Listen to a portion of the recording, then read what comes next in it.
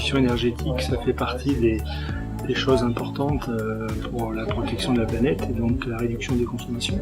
Donc on s'est engagé nous cette année enfin sur une démarche de 14 000. Donc c'est la première étape.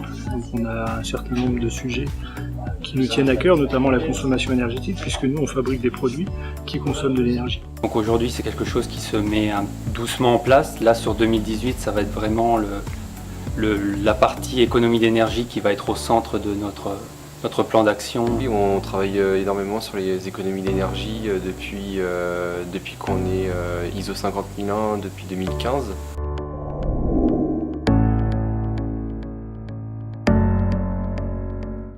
On travaille surtout aujourd'hui sur l'éclairage.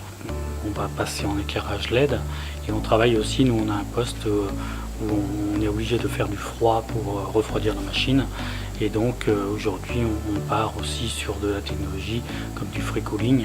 On a déjà travaillé sur la partie compresseur, donc on a intégré des compresseurs à vitesse variable qui nous permettent de lisser la pression et donc au moins consommer quand on a moins besoin d'air comprimé. L'éclairage LED aussi, ça fait partie des axes sur lesquels il va falloir qu'on travaille parce qu'on a beaucoup d'éclairage.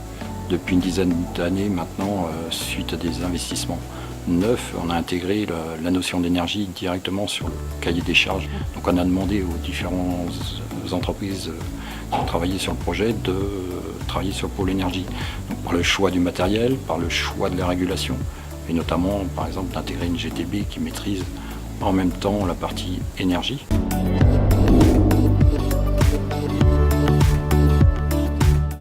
L'usine du futur, c'est des usines effectivement qui seront complètement gérées avec des GTC ou des systèmes type domotique où on puisse paramétrer dans chaque secteur les températures, les niveaux d'éclairage, que ça varie en fonction de la lumière naturelle.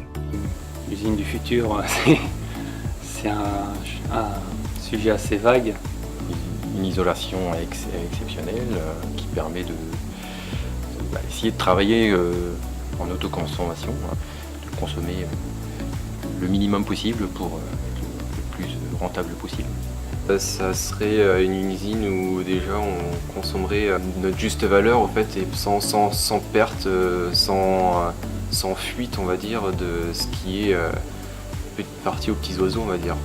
Ah, l'usine du futur avec des gains d'énergie énormes, avec peut-être beaucoup d'énergie renouvelable, je dirais autonome et en auto-énergie.